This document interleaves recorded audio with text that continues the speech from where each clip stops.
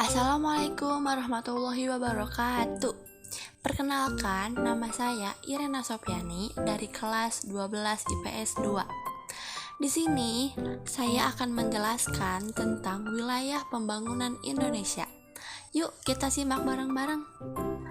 Yang akan dibahas hari ini yaitu pertama, definisi wilayah dan pembangunan. Yang kedua, tujuan pewilayahan. Yang ketiga, tujuan pembangunan. Yang keempat, penjelasan peta. Yuk. Definisi wilayah merupakan bagian dari permukaan bumi yang memiliki karakteristik tertentu dan dapat dibedakan dengan wilayah lain. Sedangkan definisi pembangunan adalah usaha untuk memperbaiki kondisi kehidupan masyarakat yang dilakukan oleh suatu wilayah tertentu yang memperhatikan segala aspek kehidupan masyarakat. Nah, sampai di sini paham tidak apa arti dari wilayah dan pembangunan? Yuk kita lanjut. Apa sih tujuan pewilayahan?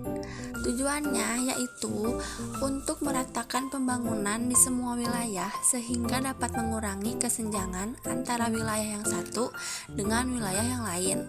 Yang kedua, untuk memudahkan koordinasi berbagai program pembangunan pada tiap daerah. Sedangkan tujuan pembangunan wilayah yaitu membentuk institusi baru yang mendukung perekonomian daerah. Yang kedua, mengembangkan industri alternatif. Yang ketiga, meningkatkan kapasitas pekerja untuk menghasilkan produk yang lebih baik. Gimana? Tujuannya sudah jelas belum? Dan definisinya sudah jelas belum? Kalau sudah jelas, yuk kita bahas ke selanjutnya. Nah, definisi dan tujuan sudah kita bahas. Yuk kita bahas petanya. Nah, ini dia petanya teman-teman. Ini itu peta pembagian wilayah Indonesia. Yuk kita jelasin. Nah, peta bagian A. Wilayah pembangunan utama bagian A dengan pusat pertumbuhan utama Kota Medan terdiri atas wilayah pembangunan 1 dan 2. Yang pertama, Aceh dan Sumatera Utara.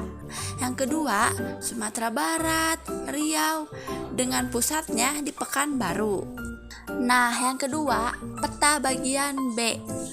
Wilayah pembangunan utama B dengan pusat pertumbuhan utama Jakarta.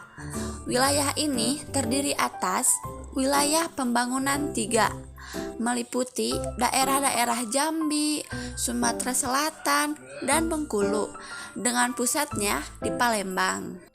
Wilayah pembangunan keempat meliputi daerah-daerah Lampung, Jakarta, Jawa Barat, Jawa Tengah, dan Yogyakarta yang pusatnya di Jakarta. Wilayah pembangunan 6 meliputi daerah-daerah di Kalimantan Barat yang pusatnya di Pontianak. Nah, peta bagian C.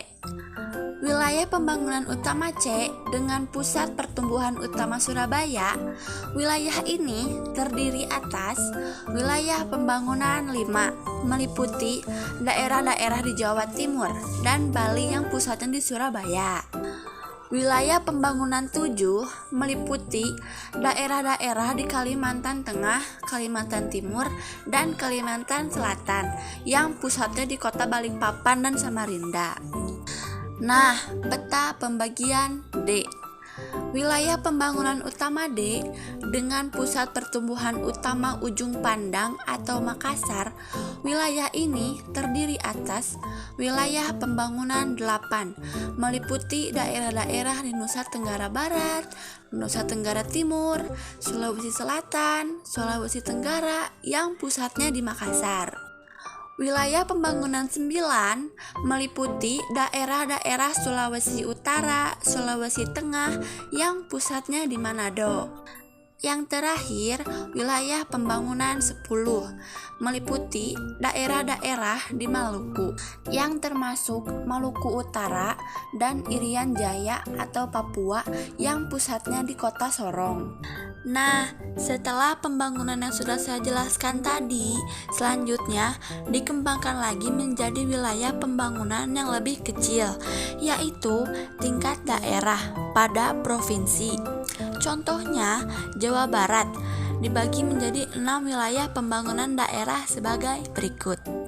Yang pertama, wilayah pembangunan Jabotabek, termasuk sebagian kecil wilayah Kabupaten Sukabumi. Pada wilayah ini dikembangkan berbagai aktivitas industri yang tidak tertampung di Jakarta. Wilayah yang kedua yaitu wilayah pembangunan Bandung Raya. Wilayah ini dikembangkan pusat aktivitas pemerintahan daerah, pendidikan tinggi, perdagangan daerah, industri tekstil. Pembagian wilayah ketiga yaitu di Priangan Timur. Wilayah ini meliputi daerah Kabupaten Tasikmalaya dan Ciamis. Yang keempat, wilayah pembangunan Karawang. Wilayah ini dikembangkan sebagai produksi pangan dan palawija.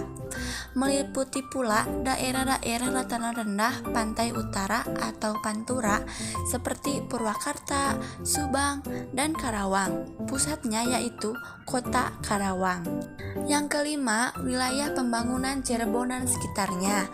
Wilayah ini dikembangkan sebagai pusat industri pengolahan bahan agraris, industri petrokimia, pupuk, dan semen.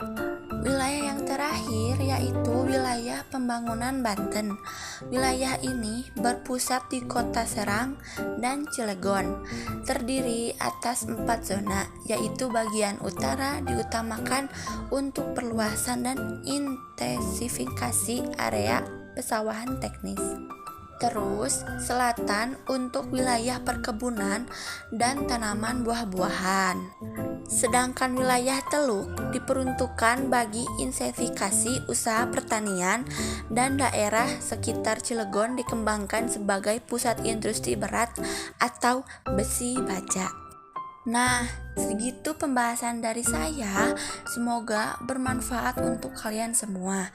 Sebelumnya, mohon maaf jika ada kekurangan dan kesalahan. Terima kasih. Assalamualaikum warahmatullahi wabarakatuh.